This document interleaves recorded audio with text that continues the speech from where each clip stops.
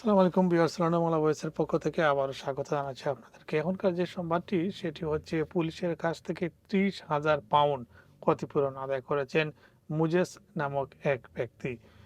২০২১ সালের ১০ জুলাই তিনি তার বন্ধুকে নিয়ে একটি পাবে বার্থডে উদযাপন করতে গিয়েছিলেন এবং সেখানে থেকে পুলিশ তাকে বের করে দেয়, কারণ সেই সময় কোভিড মহামারী চলছিল।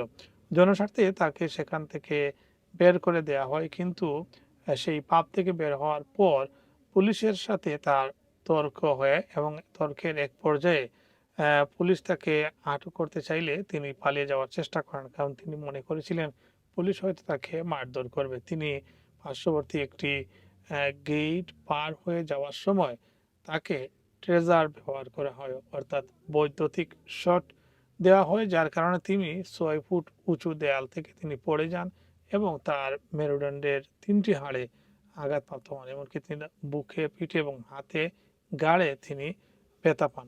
পরবর্তীতে প্রমাণিত হয় তিনি জনস্বার্থ বিরোধী কোনো কাজে জড়িত ছিলেন না। পুলিশ ভুলভাবে তাকে ট্রেজার ব্যবহার করে, আর যার কারণে পুলিশ বাধ্য হয়ে আদালতের বাইরে তার সাথে সমঝোতার মাধ্যমে ৩০,০০০ পাউন্ড দিয়ে সেই ঘটনার সে এখানেই শেষ করে।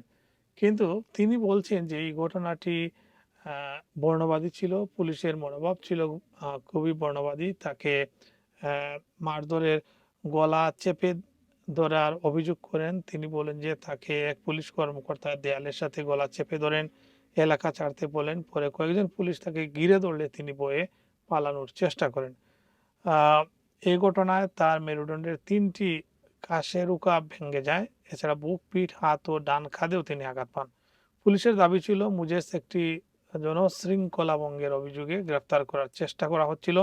তাকে আটক করতে ট্রেজার ব্যবহার করার প্রয়োজন ছিল।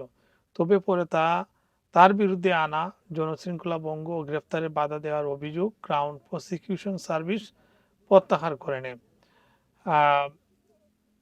এটি এর কারণে পুলিশ তার সাথে সমঝোতামূলক ৩০,০০০ পাউন্ড দিয়ে তার অভিযোগ যে মিথ্যা প্রমাণিত হয় সেটি ৩০,০০০ পাউন্ড দিয়ে তার ক্ষতিপূরণ বাবদ দেওয়া হয়। পরে মুজেস নটিংহামশায়ার পুলিশের বিরুদ্ধে যে মামলা করেন, মামলাটি আদালতের বাইরে সমঝোতার মাধ্যমে নিষ্পত্তি হয়, যেটি আগে বলছিলাম। নটিংহামশায়ার পুলিশ এক বিবৃতিতে জানায়, পুলিশের কাজ অনেক সময় দ্রুত, পরিবর্তনশীল এবং চ্যালেঞ্জিং পরিস্থিতির মধ্যে করতে হয়। যদিও কোথাও ভুল হয়ে থাকে তার সংশোধনের দায়িত্ব আমাদের। আমরা আশা করি ক্ষতিপূরণ অভিযোগকারীকে কিছুটা স্বস্তি দিবে।